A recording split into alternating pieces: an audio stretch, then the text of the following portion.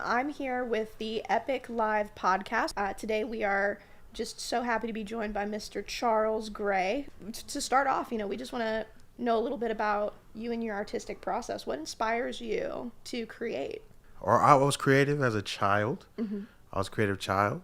I had a conservative family, so like that creativity only went so far. Like Mm-hmm. I wasn't in control of my clothes or haircut or anything like that. But for the most part, I didn't have to play sports. I didn't have to do anything that traditionally for people who only can hear this and not say this, most big black people have to do. Like I didn't play any sports. I didn't like get a warehouse job. I was allowed to be artistic and creative, and that just never stopped. So that continued into college. And then in college, you got to kind of make a decision. Are you going to be a commercial artist? So that's like magazines and logos and like a person that draws well. You go, hey, can you do the logo for my company or commissions and things like that? Or do you do fine art, which is narratively based? So like if you, for example, if you go to the museum, you see a red dot on a white surface and go, oh, I can do that. Well, that could be the first Nigerian immigrant, and he's expressing the story of how he felt when he got here. Wow. So I decided to do fine art. Not decided. I felt like the thing that I was supposed to be doing with the stuff I'm making is telling a story. So I chose to do fine art. Wow, that's amazing. Along those lines, like, what is one of your favorite narratives that you tell with your work? I like talking about growing up, being nurtured by anime. Mm-hmm. Really, that's what my mom, grandmother, they support us and gave us things that they saw that we like. So we grew up with Pokemon and Dragon Ball Z and anime, and they would participate. My mother plays Pokemon to I this day. love that. I love So that. those being such strong elements, along with like my grandfather was big into Polaroids and photography. So that being like a vehicle for the things that we sought after to like be happy and to create community within my family, those are the things that I use to make work.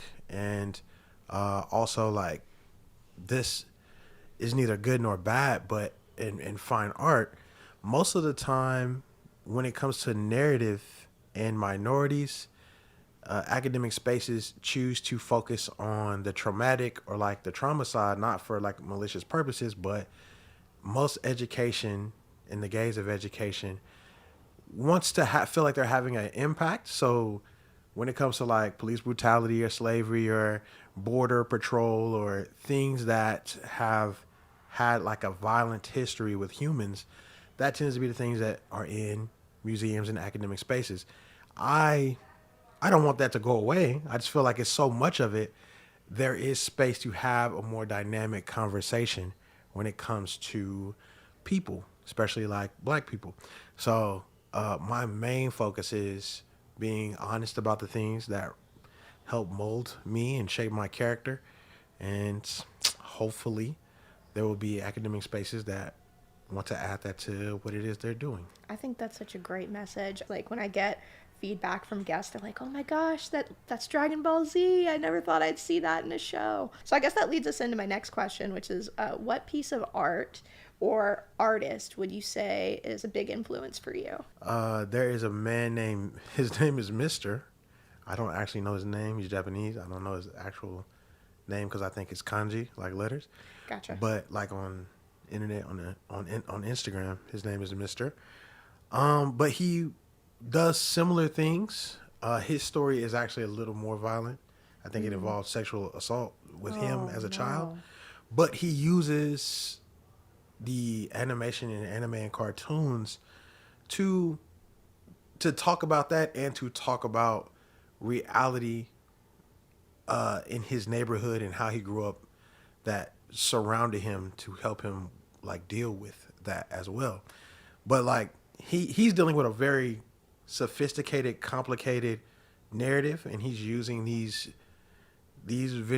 same visual things that I'm using, but in a very dynamic way. So I watch him just because that's very sensitive, and he's doing it very well. So I look at him a lot, But like, I guess more notable people could Google is Cause or KAW or Takashi Murakami. Oh yeah, Those are, yeah, probably those are like biggest influences. the I'm definitely gonna have to look those guys up. They sound amazing. they're interesting. Of course. So, tell us, since we're talking about these subject matters and about what that means to you, like what led you to this show.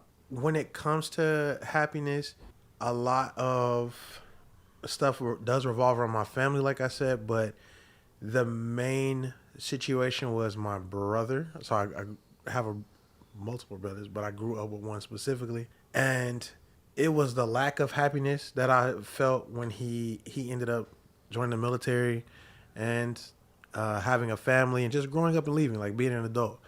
But before that happened, we lived in the same room together for to like our 20s, Oh mid wow. 20s. So that's a long time to live in the same room with a human and grow up with this human.